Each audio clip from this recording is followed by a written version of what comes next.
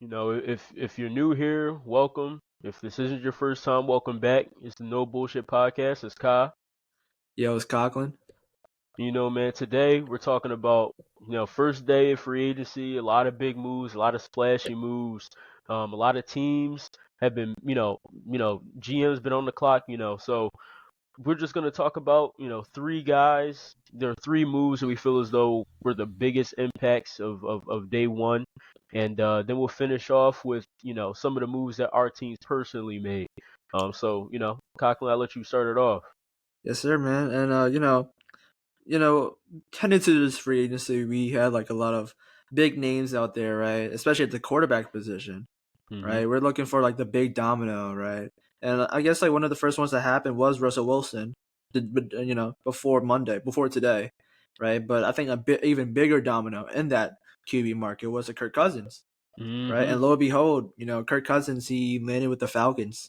Man, Hmm. like talking about honestly, in my opinion, it's a home run signing, right? They've been they, trust me, all the Falcons fans are just jumping for joy because Hmm.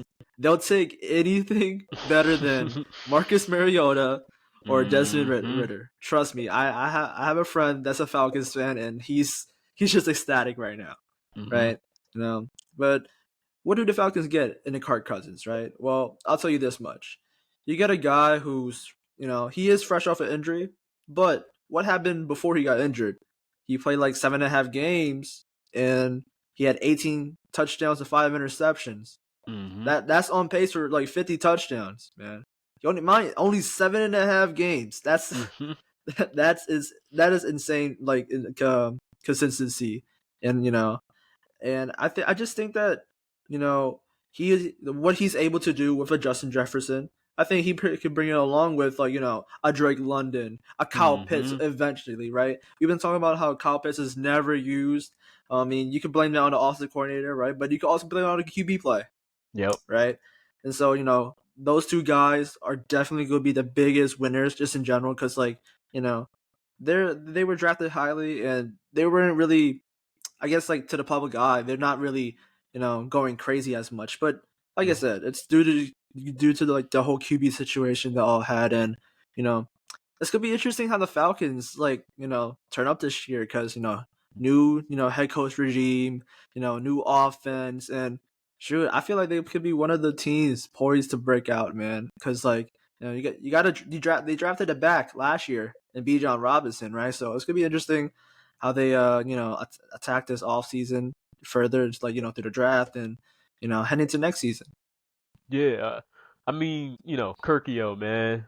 You know what I mean? Kirkio Baines, man. Yes. Like, I feel like it's a perfect fit, right? I Yeah. feel like for this Atlanta Falcons team, I feel like they needed an adult. They needed Mm-hmm. somebody that can lead their team. With having so many young weapons, you need a guy like that that can rally the troops, that can, bring everybody in the huddle and calm everybody down. I think the impact that he'll have on Drake London and Bijan Robinson and Kyle Pitts is going to be immeasurable. You know what I mean? Some of the Mm-hmm. he's an older player, so some of the teachings that he can give these guys, some of the tips and tricks that he can show these guys, because Kirk Cousins has played with a lot of great players, man. Yeah. Whether the Vernon Davises of the world, whether it's the what's it, not Andre Reed, Jordan Reed. You know what I mean? Jordan Reed. Yeah. Listen, Jordan Reed was one of the best tight ends in the league. Barring injury at his prime. So I Mm-hmm. feel like that's the perfect person to talk to Kyle Pitts and really get that offense going. Yeah. Um, but yeah. So for me, you know, I feel like one of the bigger moves of today was Josh Jacobs going to the Packers. Like, Talk about it. he was a guy that was heavily connected to a lot of different teams. Mm-hmm. Honestly, it was a surprise that the Packers really pulled the trigger and went and got Josh Jacobs. But you know the Packers are a team that were middle of the pack in terms of rushing yards last season, and with the breakout of Jordan Love, you want to surround him with the best talent possible, right? And one of the best things you can do for a young quarterback is get him a good run game. And you need Mm-hmm. that with a good running back. And that's not to say that Aaron Jones, who is consequently got released, that's not to say that he wasn't good, but Josh Jacobs is just a different a beast, a different animal. Mm-hmm. So to have a guy like that, in those cold weathers that can, get those tough yards, that can break off the home run ball, like definitely a home run hit, by the Green Bay Packers by picking him up. Yeah, man. Like, yeah. We talked about it a little bit in a group chat, right? And I'm just gonna reiterate what I said, right? Like you said, a lot of people didn't really expect it, but lo and behold, Aaron Jones got cut, and it's mainly due to like being injured, and you know how running backs are. Yep. Once you see signs of them being injured and missing games, it's kind of a hint of like what's to come, right? It's sad to see, but it's reality at this point, right? you know. And it goes to show that the Packers, right, in the offense where they rely heavily on the run, right, Mhm. they want to get a guy, a premier back. It's like, you know what, we won't bring back AJ Dillon, we won't bring back Aaron Jones, but instead we'll bring in another back that can pretty much do the same things, Yep. right, or even more, Mhm. right. And Complete back. so, hmm and people forget this man a couple years ago was the rushing leader, Mhm. man. Like people forget about that really easily. I mean, he had this season. He had a kind of low key season, but that's mainly due to like what they had no quarterback. Yeah. So it's like everybody's stacking the box, so they're Missed all some prepared. games too. Yeah, they were all prepared to stack the box and stop Josh Jacobs, right? Mhm. And so Packers, they solved that situation, and this could be interesting how the Packers move forward because they had a pretty promising season. Mhm. But moving on to my number two guy, I got Christian Wilkins. It's kind of funny. It's kind of funny. I see Kai shaking his head. But Christian Wilkins going to the Raiders. Obviously it's a divisional rival to Fuck the Kai's Chargers. Raiders. But he gets a chance to team up with Mad Max, Max Crosby, you know Crosby, we all know what kind of pass rusher he is. So to get another guy that's like somewhat or in the realm of that type of caliber player, that's definitely a big signing for them. They've been dying they've been dying for a D tackle for the longest, man. Yep. Like, they tried to have a few guys to like, stopgap it, but it just have not worked. I mean, you see from game to game where the game plan for a lot of teams against the Raiders is to run it up the middle, Yep. man, and it shows. Like this is why they've been not making the playoffs many years, Mhm. right? And it doesn't matter how many guys you got on the offense or anything, right? But their defense, besides Max Crosby, has been lackluster. Let's be Absolutely. honest, right? So in a guy in like Christian Wilkins, you got a guy that honestly I think his best trait is hustle. Like he Mhm. hustles, man. Like you talking about a guy like if the person that has the ball is 10 yards away, he's gonna run down Mhm. that guy, man. And I think that's one of the best things that you could have from a defensive lineman because in this game, the number one thing that you got to show is effort, Yes. and that's how you Yep. get on the field, right? Yep. But on top of that, you combine that with talent and you put it all together, you get what you see from Christian Wilkins, right? I Mhm. mean, I was kind of a little bit salty as well. I saw that the Niners are like, were like, talking to him about a possible signing, but at the end of the day, he wanted to get that bag, right? Mhm. He got like 27.5 mil, which is like way out the price range with the Niners Yeah. right now, right? Yep. And so, Raiders had the money, they splurged, but guess what? I said in the group chat, doing all that just to not even make the playoffs and lose again. Mhm. Same old story as the Raiders. Listen, bro. From an objective standpoint, it's a great move. You know what I mean? Like the Yeah. Raiders have been looking for, interior, defense for years now. You know what I mean? Like, so getting a guy like that to pair with a Max Crosby on that D line is definitely formidable, right? Like, and I'm happy you said that effort, right? Because whether Mm-hmm. it's through interviews, whether it's through mic'd ups, when you watch Christian Wilkins play or talk, is he's a ball of energy. You know what I Mm-hmm. mean? And I feel like not only from a field perspective, but a locker room perspective, that's great to have. right? Especially with a new head coach, having guys like that in the locker room is very important. You know what I mean? When it's building culture, when it's building camaraderie. So I feel like that's a very underrated move. I feel like as the days go by, I feel like that'll be like this sign will be pretty underrated. Um, Yeah, like you said, they spent 30 million and still don't have a quarterback. So yeah, fuck the man. Raiders. But since we're on the topic of defensive line, um, Mm. you know, Brian Burns going to the Giants, Oh man. my God. Holy hell, is that a good fucking move? Like when there were Mm-hmm. rumors about it, I was saying like I could imagine a D line with him, Tibbs, and Dexter Lawrence, and lo and behold, Yep. it's a reality, right? Similar situation to the Raiders. That offense is very shaky, but slowly but surely, Deontay Banks, the rookie corner that they drafted last year, he had a very quietly good season last year, Mm-hmm. right? Dory Jackson, very underrated. They lost Xavier McKinney, but that D line is really starting to shape to be, really, really hard to handle, especially in the division, with the Dallas Cowboys and the Philadelphia Eagles, two solid O lines. Having guys that can kind of battle with those guys is very important for them to stay somewhat competitive. It's very interesting to see what they do in the draft. But, a home run hit, right? And you know, making a move like that, it does make you kind of question, like with the Panthers, right? Because last year there was rumors that there was a team, in the Rams that were offering multiple first round picks for him, and they didn't Yeah. make the move. They did not pull the trigger. So, you know, trading him to the Giants and then evidently getting a second round, I believe it's a fifth round of return Mm-hmm. compared to two firsts. It's like obviously hindsight's 2020, but as a Panthers fan, it's hard not to have that sting a little. But Mm-hmm. you're talking about Brian Burns, one of the best pass rushers in the league, going to the Giants, who had 41 sacks last year, which ranked 29th in the league. No, I believe Yeah. it was 38. They had 38 team sacks that ranked 29th in the league. That's not going to cut it. You know what I Mm. mean? So to get a guy like Brian Burns to match with a guy like Tibbs and Dexter Lawrence, man, I definitely believe that this team will be higher than 29th as the next season ends. Yeah, man. Like, just going to piggyback off of that, right?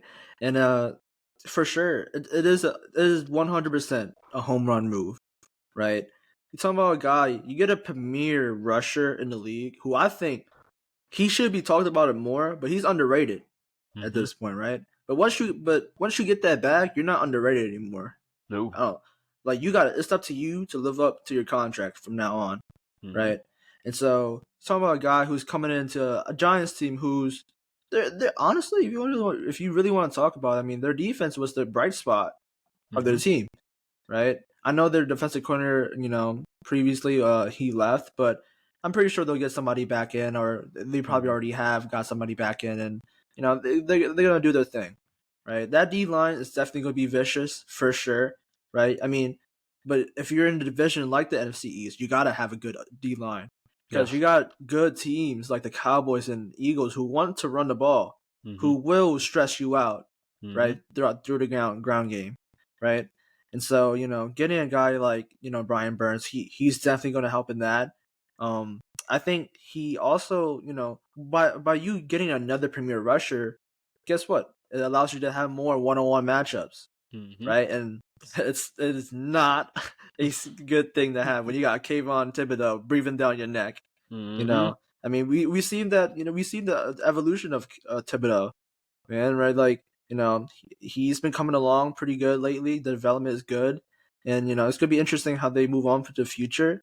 Um, and then one last thing about it is that, you know, going back to like, the trade value, like you said, Mhm. hindsight is 2020, right? But it's kind of a slap in the face. It is. Like, it is a slap in the face. Like, you basically said no to two first and kind of and then turned back on your word and said that, you know what, we're actually gonna hardball you, right? Mhm. And honestly, in this league, I know, like, we all see players as like, where's the loyalty to teams and stuff like that, right? But I saw what Josh Jacobs said today, who was like, what about the teams? What about the owners? Right? But it's business. At the end of the day, it Yes, is it's business. business. It's a crucial league. Hmm. It's a very very crucial fact to handle. That like there is no loyalty. There is no such thing as No. loyalty, man. Like I don't care if you was a number one pick. I don't care if you're number Mm-hmm. 2, 3 pick. It doesn't even matter. It doesn't matter where you get Mm-hmm. drafted, right? Like every day, every game, every year, it's a whole different mindset, right?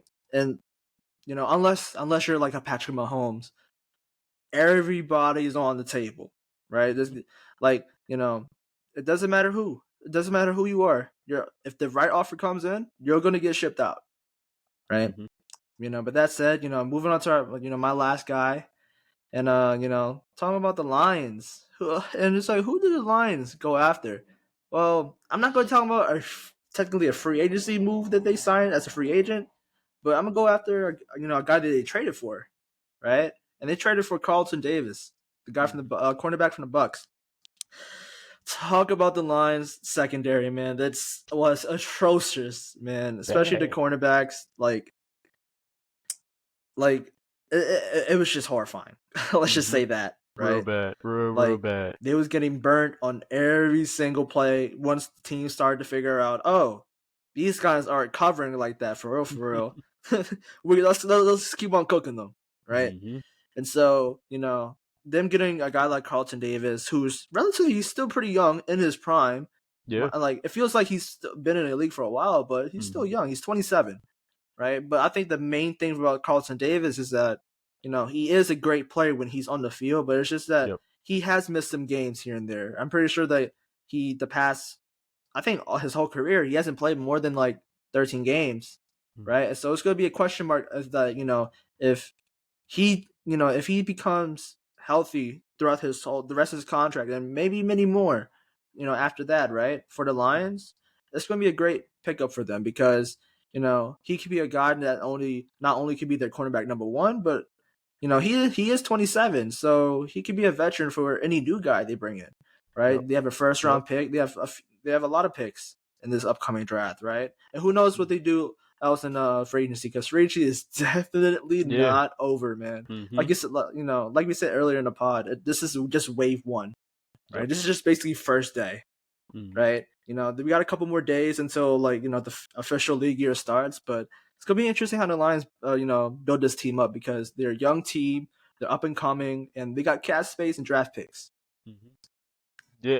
Like you said, the Lions really addressing a real team need.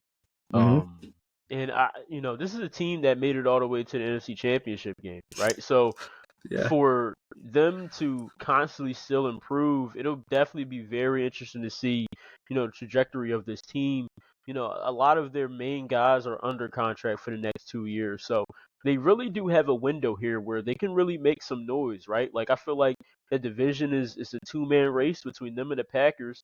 And once you get in the playoffs, anything can happen. So I definitely feel like them addressing that main need, which was that cornerback position, and they listen, like you just said, they could potentially double dip, whether still Yeah. in free agency or through the draft. So definitely a team to look out for, as the days go on. But listen, Philly fans, do not think that we were gonna finish this day Yeah. one podcast and not talk about it. Mm-hmm. Saquon Barkley going to the Eagles, man. Oh yeah. Talk Come on. about a splash move, man. Talk about a move that sent shockwaves throughout the NFL space. Where you got Tiki Barber throwing a temper tantrum on Twitter. You know what I mean? Like, unbelievable. It's something I said in a group chat, and it's something that you know I fundamentally feel, and Mm. it's not something I feel strongly about because, like we said, the NFL is a business. But I will say, as a fan, it is a little weird, whenever we see guys go to division rivals, especially if their second destination is a division rival. It's weird, right? Because when I think of Saquon Barkley, I think of him as a New York Giant, but then you go to their arch rival, right? And this is not the first time this happened in NFL history, Yeah. but it's just very interesting. And listen, I get why the Giants fans are upset about it, right? And I also get why the Eagles fans are excited because you finally have a running back, like a number one back, and Yeah. hopefully, Nick Sirianni and those guys, they can actually give him the carries of a number one running back, right? I get, running back by committee, but this is not a Kenneth Gainwell. This is not a Boston Scott. This is You don't know that. on the Listen, if they give him the amount of carries that they've been doing the last fucking 3 seasons, he may be, right? But you're talking about an Eagles team that was top 10 in not only rush yards per game, but rush yards, all season. Where you plug a guy like Saquon Barkley into a situation like that, and we may be talking about, all pro numbers being put up by Saquon, right? 100%. Because his entire stint in New York, he had a very bad O line, and he was still, putting up numbers. His best career year, his O line was ranked like number 18th, right? And Mm-hmm. you're talking about going to an Eagles unit that it's like top five. So Yep. if their offense goes back to their bread and butter, which is running the football, being physical, listen, the sky's the limit for Saquon Barkley and the Eagles. Yeah, man. I'm just like reiterate what you said. This is like most of these picks that we said, right? This is a home run pick, right? Talking about you get the probably the best running back in this free agency class, right? The guy with the most potential, even right? And he steps into a situation with the Eagles where they got a new offensive coordinator, right? Trying to figure out what they got to do with Kellen Moore, right? But the difference between him being on the Eagles and being on Giants is talent. It's just Hmm. talent, right? You look when he was on Giants, he had to do every single thing by himself. He had to make every single thing work, right? But him coming into the Eagles, it makes things on him a lot easier. It's like he can finally breathe. He's Hmm. like, I don't have to.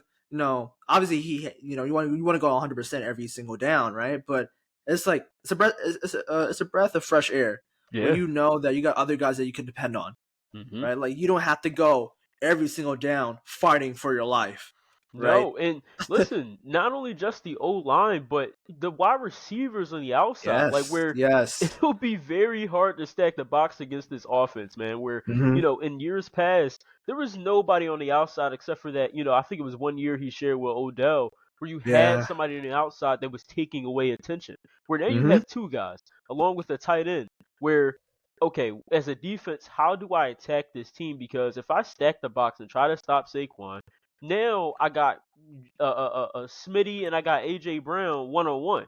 That's that's Mm-hmm. that's that's no good. Okay, I'm gonna try to stop the pass. Well, now this is a very open box with a very good O line and a very good running back in the backfield. I, again, from a defensive standpoint, when you try to take the Eagles offense, I don't know what you try to do. Like, what is the thing you try to take away? Because they have an answer to that. So I feel like this is the perfect pairing of any player to team in all of free agency so far, where the Eagles really kind of needed that number one back, and Saquon goes to a team that perfectly fits his play style. Yeah, man, and it's coming to like this whole free agency thing, right? People are like, why pay a running back that much? Guess what? It is worth it to pay a running back if they're the creme of the creme crop, Hmm. man. Like if they're at the top if they at the top, it's worth it, right? And I'm just have a little banter, you know, and Barkley going to the Eagles. He was like, who did they compare that to? Well, I got a shirt on right here today, man. CMC. You know, they said that he might have a CMC effect, but guess Hmm. what? Like I said, I'm having a little banter. Saquon is not CMC, No. right? So, they're trying to be like us. They're trying to be like us. It's all good. It's all good. If you can't beat them, become them. It's all good. It's all good. Niners by 50. It's all good. It's all good. But You know, I don't think they need to be reminded of that ass whooping.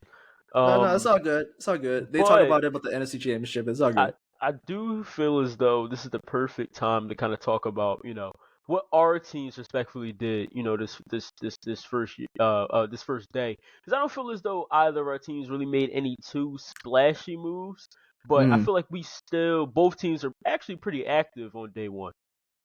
Yeah, I mean, like, going real quick, I would just like list the things that we did from the Niners side. Where the out of the moves that we made, the biggest one was signing Leonard Floyd, Hmm. right? In a guy in Leonard Floyd, you know what you get. Yep. You get pass rush, right? And what has the Niners been dying to get? A guy, somebody with some type of production opposite of Bosa, Hmm. right? Over these past few years, I mean, you had some guys that were okay at best. Chase Young, he didn't. I mean, he didn't really live up to the hype that when we traded for him. You go all the way back to like maybe like when we had Charles Amenahue and Samson Ebukam. They were Hmm. good, solid guys, right? But they didn't really crack in like that much production. I'll be Yeah. honest, Yep. right? So yeah, you go like I said, you go all the way back to the last time Bosa had an actual edge, opposite of him that was really good. That was D4 back in his prime, Hmm. Yeah. right? But what you get for, like I said, Leonard Floyd. I think it's a solid signing. Obviously, it's not like a home like a crazy top name, Yep. but you get a veteran that knows how to play and knows how to win. Over the past few seasons, he's had double digit sacks pretty much, right? Hmm. 9.5 or 10 sacks, right? So that's all I can ask for. But going down the list. I mean, you said it earlier about the Panthers blowing stuff up, kind of, right? And what are they doing? And the Panthers fans are just like confused what they're like, losing some of their stars. And we signed one of them pretty recently, right? I mean, he's not really a star per se, but he's a good rotational piece. And his name is Yitzhak Matos, right? I think he's a great, run defender. I think he's able to like, in rotational situations that he's, be one of those guys to be like having the roster, good to have competition and stuff like Hmm. that, right? And then some like minor stuff, re-signing Brandon Allen, and Hmm. the big thing, getting Juwan Jennings back. We put a second round tender on him, so it's Hmm. kind of a win-win. If you guys don't know, a tender just means that you know another team is able to sign him, but if they do try to sign him from us, because we put a second round tender on him, they would have to give us a second round pick. So I think Hmm. that's a good move. And then the only thing that they one guy that left was like I said, groundbreaking news. Charlie Warner left. Lost him. We'll miss him. Hmm. And we definitely, the Chargers I'm talking about, we definitely didn't make as many moves as you guys did day one. But I feel Mm-hmm. like we made some pretty solid and pretty. I think looking if we look back on the season next offseason, I feel like they were going to be very underrated pickups. First move, we signed Gus Edwards, formerly the running back for the Baltimore Ravens. A very big back, a very downhill runner, powerful back. This is something I've been harking on for the last 2 years, where no more, small shifty backs. No, I want a guy that can get us a third and one. You know what I mean? A guy Mm-hmm. that can help us out in the red zone, and that's Gus Edwards' specialty. That's Greg Roman's specialty. A guy that played under Greg Roman, knows the system. I feel like perfect pickup there, and kind of to follow along with that trend of really trying to revamp this run game. We pick up tight end Will Dissly, formerly Seattle Seahawk, very underrated run blocker at tight end. I believe Pro Football Focus ranked him number 3 of all tight ends in terms of run blocking. So Mm-hmm. to get a guy like that who going into next season would be 28. I feel like very, very necessary for this new offense that Jim Harbaugh and Greg Roman are really trying to build. Because I knew we weren't going to bring back Gerald Everett, and we didn't really have a blocking tight end on our roster. So to get both of those guys kind of in tandem was amazingly underrated. Another small move is we resigned safety Alohi Gilman, right? Very, very, very physical safety, right? Like downhill, very good against the run. He does have some limitations in pass coverage, but what have we been hearing as Chargers fans ever since all these coaches got hired? They said we want to be a physical team on both sides of the ball. So bringing back Mm, an Alohi Gilman really does fit that scheme. And this is not a move that we made, but it's a move that we didn't make that I'm very happy that we didn't make. Is we didn't bring back Austin Eckler. He's fucking washed. Listen, the Commanders just got Celtic Shaq. I okay. guess the little contract they gave him is, I guess, whatever, but the man is past his prime. I don't think he really has anything left in the tank. He's had too many injuries, and it's not like he's getting an offensive line upgrade going to Washington. So, you know, good luck in DC, but I am very happy he's off my team. Yeah, I mean, Eckler, his age showed, right? His age showed this season for sure. I mean, you see how like, times where he broke away, where his speed just started to just like, Running 2 it's, miles it's, per hour. exactly. Instead of accelerating, he was decelerating. He's like, Mm-hmm. hold on, hold on. Wait a Mm-hmm. minute. But I mean, yeah, I think the main thing for you guys is that like you guys have to figure out who's going to be, leaving, right? You guys, we all know about the cap situation, right? I Mm-hmm. think the reason why you guys haven't made big moves so far is because you're still trying to figure out who's going to be, leaving as such, like a Mike Williams, right? A Joey Bosa, a Khalil Mack, right? I think we both agree that Keenan Allen is here to stay, no matter what Yeah. you hear about everything, right? Yeah, I But mean, like you said earlier, everybody has a price tag. So as a yeah. GM, you have to your due diligence. But Hmm. yeah, I don't think 13 is going anywhere anytime soon. But Hmm. because number one, we can extend them for another year and save 6 million in cap. So that is definitely a move that we have in our back pocket.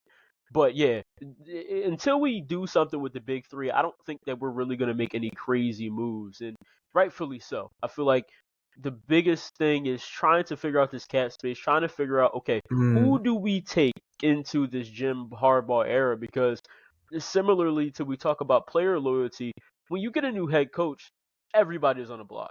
Because Yeah. who's to say that one player, he may be a fan favorite, he may be a solid player, but he may not fit my system, right? So, Hmm. and this is something I said in the offseason preview. Let Jim Harbaugh get his guys. And Jim Harbaugh, we Yes. trust Yes. 100%. If he believes that making a move is in the best interest of the team, I believe the man. Hmm. This is a guy that has been more successful than any coach we've ever hired. So I feel like That's for sure. he knows what he's doing. Hmm. Yeah, man. Like Jim Harbaugh. Take it from experience. Like I've gone through Jim Harbaugh era, one of the best times in my life. Right. Yep. He's a guy that commands respect. Right. That's a guy that commands the locker room to do what they need to do, to play physical, to play hard, to play with effort, and those were things that the Chargers lacked Yep. this past season, right? So it's gonna be interesting how you guys go through with everything, and it's you know we'll get into a later episode when we get to talk about more about the draft and stuff like that, right? Because Hmm. who knows, maybe both Bosa and Mac gets let go, Who right? And so it's knows? like whoa, you got a big hole at edge rusher, right? But that's Hmm. a topic for another day. But you know what, guys, this has just been wave one, our reactions Yep. to wave one of free agency and everything, right? There's definitely a long off season to go, Yep. right? You're like, don't forget, there's two phases of free agency. There's regular free agency and then the post June 1 free agency. Hmm. Because there's a lot of players that once they get cut by June 1st, or after June 1st, rather, teams are going to be up there trying to grab them, right? Yep. And so, it's going to be interesting these next few days. It's going to be interesting this next few months. The draft is like in a month or so, kind of, right? Hmm. So definitely be on the lookout for future vids about the draft for sure. But with that said, Kai, you got anything else to say? No, man. We just as our last episode, we just launched our Instagram page. Yes. Hmm. Our videos have been booming over there on our reels. So we definitely, appreciate you guys like, commenting, and sharing those videos. Again, a lot of those videos are doing really, really well. We're more than blown away by, Yes. the numbers that they've been able to rack in these Yeah. last, days or so. So again, we appreciate all the love and support you guys have been giving us. Again, as I always say, it puts the battery on our back. So with this video, make sure you guys like, comment, and subscribe, and we'll catch you on the next one. Yes, sir. Peace.